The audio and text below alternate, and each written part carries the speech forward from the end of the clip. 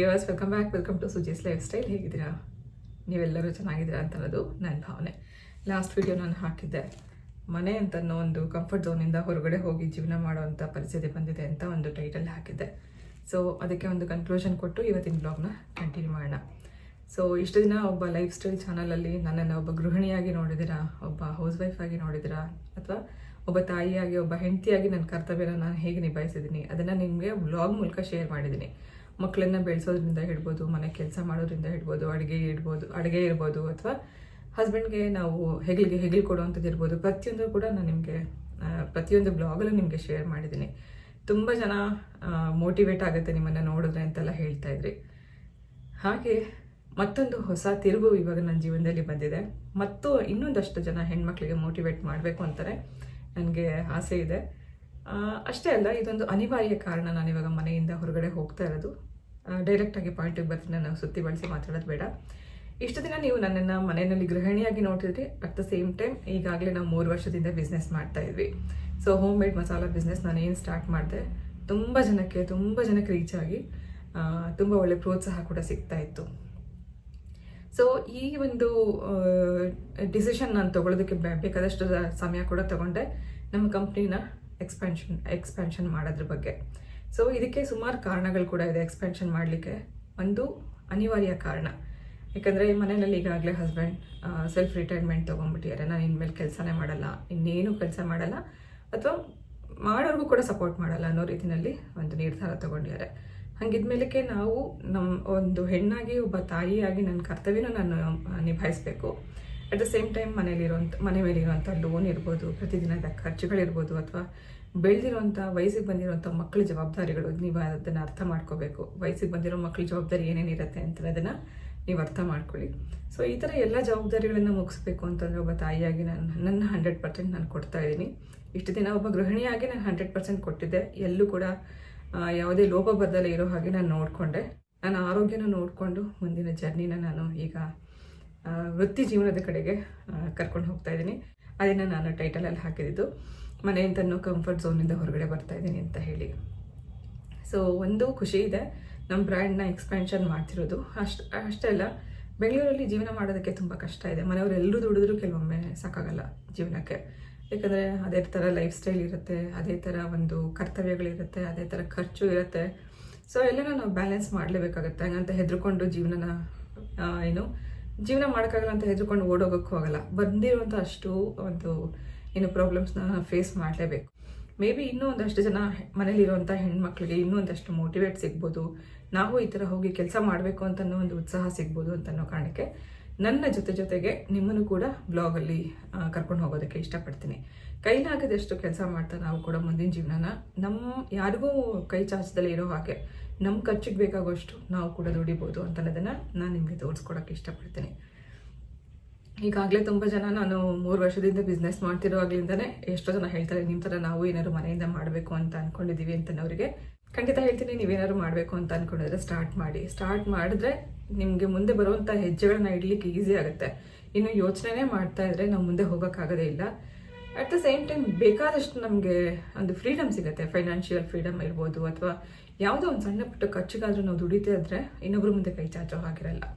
ಮನೆಯಿಂದನೇ ಮಾಡ್ಬೋದು, ಆದರೆ ಕೆಲವೊಮ್ಮೆ ಬರುವಂಥ ಆರ್ಡರ್ಸ್ ನಾನು ರಿಸೀವ್ ಮಾಡೋಕ್ಕಾಗ್ತಿರ್ಲಿಲ್ಲ, ಯಾಕಂದರೆ ನಮ್ಮ ಜಾಗ ತುಂಬ ಚಿಕ್ಕದಿದೆ, ಅಥವಾ ವರ್ಕರ್ಸ್ ತೊಗೊಳಕ್ಕಾಗ್ತಿರ್ಲಿಲ್ಲ ಜಾಗ ಚಿಕ್ಕದು ಅಂತನೋ ಕಾರಣಕ್ಕೇ ಎಷ್ಟೋ ಸತಿ ಬಂದಿರುವಂಥ ಆರ್ಡರ್ಸ್ನ ನಾನು ರಿಜೆಕ್ಟ್ ಮಾಡ್ತಾ ಇದ್ದೆ. ಆದರೆ ಇವಾಗ ನಾನೀಗ ಹೊರಗಡೆ ಹೋಗಿ ಕೆಲಸ ಮಾಡೋದಕ್ಕೆ ನಿರ್ಧಾರ ಮಾಡಿರೋದು ಒಂದು ಜಾಗದ ಕೊರತೆಯಿಂದ, ಮತ್ತೊಂದು ಜವಾಬ್ದಾರಿಯಿಂದ. ಸೊ ಎರಡನ್ನೂ ಕೂಡ ಗಮನದಲ್ಲಿ ಇಟ್ಕೊಂಡು ಈಗ ನಾವು ಹೊರಗಡೆ ಹೋಗಿ ಕೆಲಸ ಮಾಡೋದಕ್ಕೆ ರೆಡಿಯಾಗಿದ್ದೀವಿ. ನನ್ನ ಜೊತೆಗೆ ನನ್ನ ಮಕ್ಕಳು ಕೂಡ ಇರ್ತಾರೆ, ಅವ್ರದ್ದು ಕೂಡ ಫ್ಯೂಚರ್ ಪ್ಲ್ಯಾನ್ಸ್ ಇದೆ. ಬಟ್ ಸದ್ಯಕ್ಕೆ ನನಗೆ ಒಂಚೂರು ಸಪೋರ್ಟ್ ಆಗಿ ಮಕ್ಕಳು ಇರ್ತಾರೆ. ಮುಂದಿನ ಫ್ಯೂಚರ್ ಲೈಫಲ್ಲಿ ಅವರು ಕೂಡ ಬೇರೆ ಮಾಡಬೇಕು ಅಂತಲೋ ಉದ್ದೇಶ ಇಟ್ಕೊಂಡಿದ್ದಾರೆ. ಸೊ ಬೈ ಸುಜಿ ಅಂತನೋ ಒಂದು ಕಂಪ್ನಿಯನ್ನು ಎಕ್ಸ್ಪ್ಯಾಂಡ್ ಮಾಡಲಿಕ್ಕೆ ಹೊರಟಿದ್ದೀವಿ. ನನಗಂತೂ ತುಂಬ ಎಕ್ಸೈಟ್ಮೆಂಟ್ ಇದೆ, ನನಗೂ ಕೂಡ ಕುತೂಹಲ ಇದೆ. ನೋಡೋಣ, ಅದೇನೇ ಚಾಲೆಂಜಸ್ ಬರಲಿ, ಅದೇನೇ ಆಗಲಿ, ಪ್ರತಿಯೊಂದನ್ನು ನಿಮ್ಮ ಜೊತೆಗೆ ಹಂಚ್ಕೋಬೇಕು ಅಂತನೋ ಒಂದು ಆಸೆ ಇದೆ. ಸೊ ನಾವು ಬರೀ ಒಂದೇ ಕೆಲಸಕ್ಕೆ ಸೀಮಿತ ಆಗಿರೋದಿಲ್ಲ, ನಾವು ಎರಡನ್ನೂ ಬ್ಯಾಲೆನ್ಸ್ ಮಾಡೋಕ್ಕೆ ನಮಗೆ ಗೊತ್ತಿರುತ್ತೆ. ಮನೆಯೂ ಬ್ಯಾಲೆನ್ಸ್ ಮಾಡ್ತೀವಿ, ಮಕ್ಕಳನ್ನೂ ನೋಡ್ಕೋತೀವಿ, ಹೊರಗಡೆ ಕೆಲಸನೂ ನಿಭಾಯಿಸ್ತೀವಿ. ಸೊ ಓವರಾಲ್ ಎಲ್ಲೇ ಇದ್ದರೂ ಹೆಣ್ಮಕ್ಳು 100% ಕೊಡ್ತಾರೆ ಅಂತ ಅನ್ನೋದಕ್ಕೆ ಇದೇ ಸಾಕ್ಷಿ. ಸೊ ಎಷ್ಟೋ ಜನ ಹೆಣ್ಮಕ್ಳು ನಿಜಕ್ಕೂ ಇವಾಗ ಹೊರಗಡೆ ಕೆಲಸ ಮಾಡ್ಕೊಂಡು ಬರ್ತಾರೆ, ರಾತ್ರಿ 8 ಗಂಟೆಗೆ ಮನೆಗೆ ಬರ್ತಾರೆ, ಮತ್ತು ಮನೆಗೆ ಬಂದು ಮನೆ ಕೆಲಸ ಮಾಡ್ತಾರೆ. ನಿಜಕ್ಕೂ ಹ್ಯಾಟ್ಸ್ ಆಫ್ ಅಂತ ಎಷ್ಟೋ ಸತಿ ಹೇಳ್ತಿದ್ದೆ. ಈಗ ನಿಜವಾಗ್ಲೂ ರಿಯಲ್ ಲೈಫಲ್ಲಿ ನಾನು ಅದನ್ನು ಫೇಸ್ ಮಾಡಲಿಕ್ಕೆ ರೆಡಿ ಆಗಿದ್ದೀನಿ. ನೋಡೋಣ ಮುಂದಿನ ಜರ್ನಿ ಹೇಗಿರುತ್ತೆ ಅಂತ. ಸೊ ಇದಿಷ್ಟು ನಿಮ್ಮ ಜೊತೆಗೆ ಶೇರ್ ಮಾಡ್ಕೋಬೇಕಾಗಿತ್ತು. ಇನ್ನು ಮುಂದಿನ ನನ್ನ ಜರ್ನಿ ಏನಿದೆ ತುಂಬ ಇಂಟ್ರೆಸ್ಟಿಂಗು ಆಗಿರುತ್ತೆ, ತುಂಬ ಏನು ಚಾಲೆಂಜಿಂಗು ಆಗಿರುತ್ತೆ. ಯಾರದೇ ಸಪೋರ್ಟ್ ಇಲ್ಲ, ನಮಗೆ ಸಪೋರ್ಟ್ ಇಲ್ಲದೆ ಫ್ರಮ್ ದ ಸ್ಕ್ರ್ಯಾಚ್ ನಾವು ಇದನ್ನೆಲ್ಲ ಮಾಡ್ತಾ ಇದ್ದೀವಿ. ಮನೆಯಿಂದ ಮಾಡಬೇಕಾದ್ರೂ ಕೂಡ ಫ್ರಮ್ ದ ಸ್ಕ್ರ್ಯಾಚ್ ನಾವು ಸ್ಟಾರ್ಟ್ ಮಾಡಿದ್ದು. ನಮ್ಗೆ ಯಾರು ಯಾವುದೇ ಬಿಸ್ನೆಸ್ ಇದ್ರದ್ದು ಲಿಂಕ್ ನಮಗಿಲ್ಲ, ಯಾವುದೇ ಬಿಸ್ನೆಸ್ ಪರ್ಸನ್ ನಮ್ಗೆ ಲಿಂಕ್ ಇಲ್ಲ, ಅಥವಾ ಹೀಗೆ ಮಾಡಿದ್ರೆ ಹೀಗಾಗುತ್ತೆ, ಹೀಗೆ ಮಾಡಿ ಅಂತ ಹೇಳ್ಕೊಡೋರು ಕೂಡ ಇಲ್ಲ. ಅಥವಾ ನೀವು ಇದೀರಾ, ನೀವು ಮಾಡ್ತಿದ್ದೀರಾ, ಓಕೆ ನೀವು ಮಾಡಿ, ನಿಮ್ಮ ಜೊತೆಗೆ ನಾನು ಇದ್ದೀನಿ ಅಂತ ಹೇಳೋರು ಕೂಡ ಯಾರೂ ಇಲ್ಲ. ಫೈನಲಿ ಹೇಳಬೇಕಾಗಿರೋದು ಇದಿಷ್ಟೇ, ನಮಗೆ ಸಪೋರ್ಟ್ ಅಂತ ಇರೋದು ನನಗೆ ಮಕ್ಳಿಗೆ ನಾನು ಅಷ್ಟೇ. ಸೊ ಈ ಒಂದು ಮುಂದಿನ ಜರ್ನಿನ ನಾನು ಕೂಡ ಕಾಯ್ತಿದ್ದೀನಿ ಹೇಗಿರುತ್ತೆ ಅಂತ ಎಕ್ಸ್ಪೀರಿಯೆನ್ಸ್ ಮಾಡಲಿಕ್ಕೆ, ಅದನ್ನು ನಿಮ್ಮ ಜೊತೆಗೂ ಶೇರ್ ಮಾಡ್ಕೊಳ್ಳೋದಕ್ಕೆ. ಇದುವರೆಗೂ ನೀವೆಲ್ಲ ಹೇಗೆ ನಂಗೆ ಸಪೋರ್ಟ್ ಕೊಟ್ಟರು ಅದೇ ಥರ ಮುಂದಿನ ಜೀವನದಲ್ಲೂ ನೀವು ನಮಗೆ ಸಪೋರ್ಟ್ ಕೊಡ್ತೀರಾ ಅಂತ ಅಂದ್ಕೊಂಡಿದ್ದೀನಿ. ಹಾಗೆ ಬನ್ನಿ, ನಮ್ಮ ವೈಸುಜಿಯ ಕಂಪ್ನಿ ಹೇಗೆ ನಡೀತಾ ಇದೆ, ಹಾಗೆ ಅದಕ್ಕೋಸ್ಕರ ನಾವು ಫ್ರಮ್ ದ ಸ್ಕ್ರ್ಯಾಚ್ ಏನೇನೆಲ್ಲ ರೆಡಿ ಮಾಡ್ಕೋತಾ ಇದ್ದೀವಿ ನಿಮ್ಮ ಜೊತೆಗೆ ಹಂಚ್ಕೊಳ್ಳೋಕ್ಕೆ ಇಷ್ಟಪಡ್ತೀನಿ. So welcome to Suji's lifestyle once again. ನಾವೀಗಾಗಲೇ ನಮ್ಮ ಕಂಪ್ನಿ ಎಕ್ಸ್ಪೆನ್ಷನ್ಗೆ 1 ವರ್ಷದಿಂದ ಜಾಗ ಹುಡುಕ್ತಾ ಇದ್ವಿ. ಸುಮಾರು ಕಡೆ ನೋಡಿದ್ವಿ, ಬಟ್ ಯಾವುದು ನಮಗೆ ಇಷ್ಟ ಆಗಲಿಲ್ಲ. ಆದರೆ ಫೈನಲಿ ನನಗೆ ಈ ಜಾಗ ತುಂಬ ಇಷ್ಟ ಆಯಿತು. ಸೊ ಒಂದು ಬ್ಲಾಗಲ್ಲಿ ನಾನು ಇದನ್ನು ಶೇರ್ ಮಾಡಿದ್ದೆ, ಈ ಥರದೊಂದು ಬಿಸ್ನೆಸ್ಗೆ ಜಾಗ ಹುಡುಕಿದ್ವಿ, ಆದರೆ ಇದು ಬಾಗಿಲು ಬಂದು ದಕ್ಷಿಣಕ್ಕೆ ಇದೆ ಅಂತ ಹೇಳಿದಾಗ ಕಮೆಂಟಲ್ಲಿ ಸುಮಾರು ಜನ ಹೇಳ್ತಾ ಇದ್ರು ದಕ್ಷಿಣದ ಬಾಗಿಲು ಬಿಸ್ನೆಸ್ಗೆ ತುಂಬ ಒಳ್ಳೆಯದು ಅಂತ ಹೇಳಿ. ಸೊ ನಾನು ಕೂಡ ಅದೇ ಒಂದು ಪಾಸಿಟಿವ್ ಮೈಂಡ್ಸೆಟ್ಟಿಂದ ಧೈರ್ಯ ಮಾಡಿ ಅದು ಏನಾಗುತ್ತೋ ಹಾಗೆ ಹೋಗಲಿ ಅಂತ ಹೇಳಿ ಈ ಜಾಗಕ್ಕೆ ನಾವು ಅಡ್ವಾನ್ಸ್ ಮಾಡಿ ಅಗ್ರಿಮೆಂಟ್ ಕೂಡ ಮಾಡ್ಕೊಂಡಾಯಿತು. ಇನ್ನೇನು ಕೆಲವೇ ದಿನ ಇದೆ ಆಷಾಢ ಶುರುವಾಗೋದಕ್ಕೆ, ಅಷ್ಟರೊಳಗೆ ನಾವು ಶಿಫ್ಟ್ ಮಾಡಬೇಕು ಅಂತ ಅನ್ನೋ ಒಂದು ಏನು ನಿರ್ಧಾರ ಮಾಡ್ಕೊಂಡಿದ್ರಿಂದ ಇದ್ರ ಒಳಗಡೆ ಕೂಡ ಕೆಲಸ ಸುಮಾರಿತ್ತು. ಯಾಕಂದರೆ ಒಂದು ಕಾರ್ ಶೆಡ್ನ ಒಂದು ಕಂಪ್ನಿಯಾಗಿ ಕನ್ವರ್ಟ್ ಮಾಡಲಿಕ್ಕೆ ಬೇಕಾದಷ್ಟು ಕೆಲಸ ಕೂಡ ಇತ್ತು. ಸೊ ಪ್ಲಾಸ್ಟಿಂಗ್ ವರ್ಕು, ಪೇಂಟಿಂಗ್ ಇದೆಲ್ಲ ನಾವೇ ಮಾಡಿಸ್ಕೋಬೇಕು ಅಂತ ಹೇಳಿದ್ರು. ತರಾತುರಿಯಲ್ಲಿ ಲಾಸ್ಟ್ ಮೂಮೆಂಟಲ್ಲಿ ಇದನ್ನೆಲ್ಲ ಮಾಡಿಸ್ಬೇಕಾದ್ರೆ ನನಗೂ ಕೂಡ ತುಂಬ ಕಷ್ಟ ಆಯಿತು. ಸೊ ಫಟಾಫಟ್ ಅಂತ ಒಂದು 2-3 ದಿನದಲ್ಲಿ ಇದನ್ನೆಲ್ಲ ರೆಡಿ ಮಾಡಿಸಿದ್ವಿ. ನಾಳೆಗೆ ಪೂಜೆ ಇಟ್ಕೊಂಡು ಇವತ್ತು ಡೆಡ್ಲೈನಲ್ಲಿ ಇದೆಲ್ಲ ಕೆಲಸ ಮುಗಿಸ್ತಾ ಇದ್ದೀವಿ. ಇನ್ನೂ ಬಾಕಿ ಇರೋದೇನು ಎಲೆಕ್ಟ್ರಿಕ್ ವರ್ಕು, ಪ್ಲಂಬರ್ ವರ್ಕ್ ಇನ್ನೂ ಬಾಕಿ ಇದೆ, ಅದೆಲ್ಲ ಪೂಜೆ ಆದಮೇಲೆ ಮಾಡಿಸ್ಕೋಬೇಕು. ಈ ದೊಡ್ಡ ಕೆಲಸ ಬೇಕಾಗ್ಬಿಡುತ್ತೆ, ಸಣ್ಣ ಕೆಲಸನೇ ಟೈಮ್ ಹಿಡಿಯೋದು.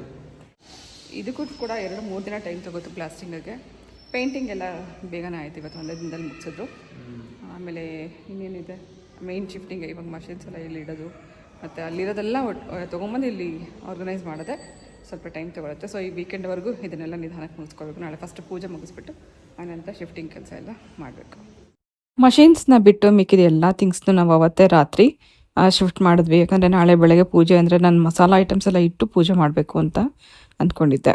ಸೊ ಮಕ್ಕಳು ಫ್ರೆಂಡ್ಸ್ ಕೂಡ ಇದಕ್ಕೆ ಹೆಲ್ಪ್ ಮಾಡಿದ್ರು. ರಾತ್ರಿ 2 ಗಂಟೆವರೆಗೂ ಶಿಫ್ಟಿಂಗ್ ಎಲ್ಲ ಮುಗಿಸಿ ಕ್ಲೀನಿಂಗ್ ಎಲ್ಲ ಮಾಡಿ ನೆಕ್ಸ್ಟ್ ಡೇ ಬೆಳಗ್ಗೆ ಪೂಜೆಗೆ ರೆಡಿ ಆಗಬೇಕು. ಸೊ ಇಲ್ಲಿ ನೀವು ಸ್ನೂಫಿನ ನೋಟಿಸ್ ಮಾಡಿ, ಈ ಥರ ಶಿಫ್ಟಿಂಗ್ ಮಾಡುವಾಗ ಅವಳು ಏನೋ ಒಂಥರ ಎಕ್ಸೈಟ್ಮೆಂಟಲ್ಲಿದ್ಲು, ಏನೋ ನಡೀತಾ ಇದೆ ಅಂತ. ಆದರೆ ಅವತ್ತಿಗೂ ಇವತ್ತಿಗೂ ಸ್ನೂಫಿನಲ್ಲಿ ಆಗಿರುವಂಥ ವ್ಯತ್ಯಾಸ ನಾನು ನಿಮಗೆ ತೋರಿಸ್ತೀನಿ ನೆಕ್ಸ್ಟ್ ವಿಡಿಯೋದಲ್ಲಿ. ಸೊ ಪ್ರಾಣಿಗಳದೆಷ್ಟು ಅಟ್ಯಾಚ್ಮೆಂಟಲ್ಲಿ ಇರ್ತವೆ, ಅಥವಾ ನಾವು ಈ ಥರ ಹೊರಗಡೆ ಹೋದ್ಮೇಲೆ ಅವ್ರು ಯಾವ ರೀತಿ ಒಂಟಿಯಾಗಿ ಹೋಗ್ತಾರೆ ಅಂತ ಅನ್ನೋದಕ್ಕೆ ಇವತ್ತು ನಾನು ಸ್ನೂಫಿ ನೋಡ್ತಾ ಇದ್ದೀನಿ. ತುಂಬ ಬೇಜಾರಾಗುತ್ತೆ. ಸೊ ಮುಂದೆ ಬ್ಲಾಗಲ್ಲಿ ಅವಳ ಒಂದು ನಡವಳಿಕೆ ಹೇಗೆ ಬದಲಾಗಿದೆ ಏನು ಅಂತಾರದನ್ನು ನಿಮ್ಮ ಜೊತೆಗೆ ಶೇರ್ ಮಾಡ್ತೀನಿ. ಸೊ ಫೈನಲಿ ಇದೆಲ್ಲ ಶಿಫ್ಟಿಂಗ್ ಆಯಿತು. ನೆಕ್ಸ್ಟ್ ಡೇ ಬೆಳಗ್ಗೆ ಪೂಜೆಗೆ ಒಂದಷ್ಟು ಜನ ಫ್ರೆಂಡ್ಸ್ನ ಮಾತ್ರ, ನಿಯರ್ ಬೈ ಫ್ರೆಂಡ್ಸ್ ಮತ್ತು ಫ್ಯಾಮಿಲಿಯವ್ರನ್ನ ಕರೆದು ಪೂಜೆಗೆ ರೆಡಿ ಮಾಡ್ಕೊಂಡಿದ್ದೀವಿ. ಇವತ್ತು 10ನೇ ತಾರೀಕು, ಇವತ್ತು ಪೂಜೆ ಇದೆ, ಬೆಳಗ್ಗೆನೆ ಹೊರಡ್ತಾ ಇದ್ದೀವಿ. ನೆನ್ನೆ ರಾತ್ರಿನೇ ಎಲ್ಲ ಶಿಫ್ಟಿಂಗ್ ಎಲ್ಲ ಆಯಿತು. ಇದೊಂದು ಮಷಿನ್ ಎತ್ಕೊಂಡು ಹೋಗೋಕ್ಕಾಗಿಲ್ಲ, ತುಂಬ ವೆಯ್ಟ್ ಜಾಸ್ತಿ ಇದೆ. ಹಾಗಾಗಿ ಇದೊಂದು ರೋಸ್ಟಿಂಗ್ ಮಿಷಿನ್ ಇಲ್ಲೇ ಇರುತ್ತೆ. ಇವಾಗ ಹೊರಡ್ತಾ ಇದ್ದೀವಿ. ಚಿಪಿಚನಿ ಬಾಯ್, ಚಿಪಿಚನಿ ಬಾಯ್. ಅವಳಿಗಿಲ್ಲಿ ಯಾರೂ ಇರಲ್ಲ. ಈಗ ನಾವು ಸ್ನೂಫಿನ್ ಬಿಟ್ಟೋಗ್ತೀವಿ ಅಂತ ಹೇಳಿದ್ದಕ್ಕೆ ಅಲ್ಲಿ ನೋಡಿ ಅವಳು ಎಲ್ಲಿದ್ದಾಳೆ ಅಂತ. ಇವತ್ತು ಬೇಡ ಬಾ ಅಮ್ಮ, ಬಾ ಇಳಿತಾನೆ ಬಾ, ಗುಡ್ ಗರ್ಲ್. ಇವತ್ತು ಬೇಡ ಬಾ, ನಾಳೆ. ಅವಳು ಗೊತ್ತಾಗುತ್ತೆ, ಅರ್ಥ ಆಗುತ್ತೆ ಅವಳಿಗೆ. ಬಾ ಚಿನಿ, ಸ್ನೂಫಿ.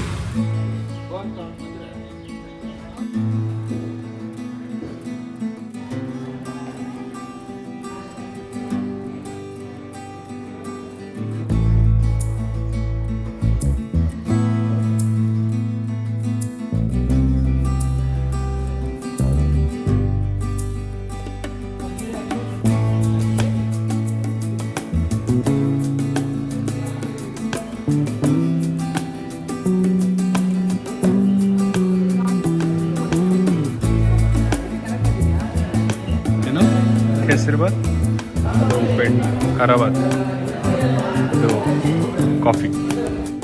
ನಾನು ಬ್ಲಾಗರ್ ಇವತ್ತು.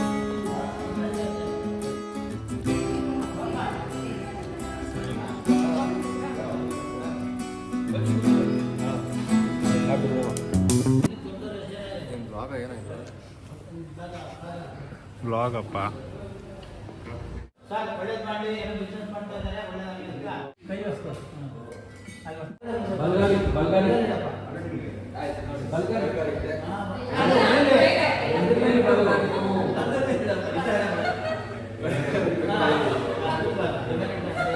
ಬ್ರೋ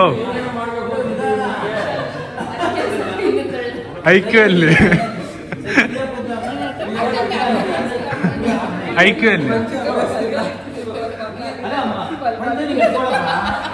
ನನಗೆ ತುಂಬ ದಿನದಿಂದ ಒಂದು ಕೊರತೆ ಇತ್ತು. ನನಗೆ ಎಷ್ಟೊಂದು ಜನ ತಂಗಿಯರಿದ್ದಾರೆ, ನನಗೊಬ್ರು ಅಕ್ಕ ಇರಬೇಕಾಗಿತ್ತು ಅಂತ ಅನ್ನೋ ಒಂದು ಕೊರತೆನ ನೀಗಿಸಿದ್ದು ಕುಸುಮ.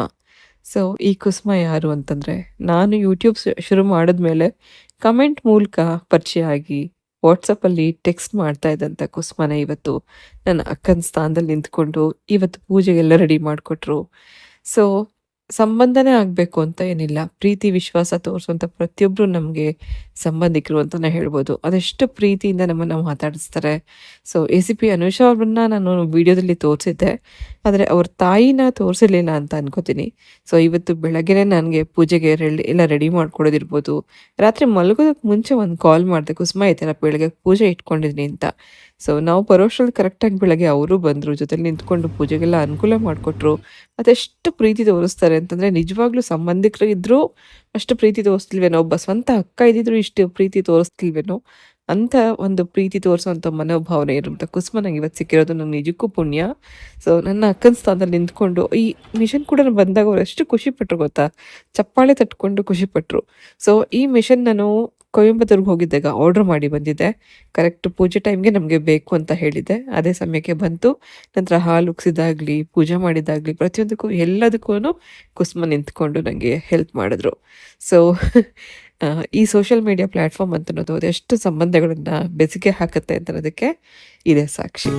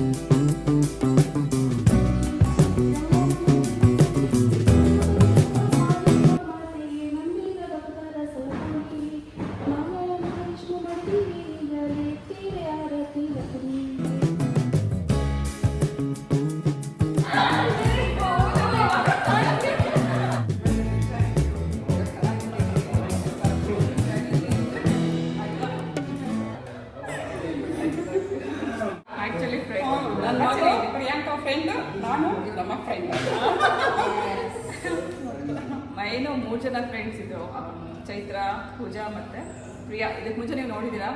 ಹಂಗೆ ಅವ್ರ ಅಮ್ಮಂದು ಕೂಡ ನಾವು ಕೂಡ ಫ್ರೆಂಡ್ಸ್, ಮೀಟ್ ಮಾಡಕ್ ಆಗ್ತಿರ್ಲಿಲ್ಲ ಅಷ್ಟೇ.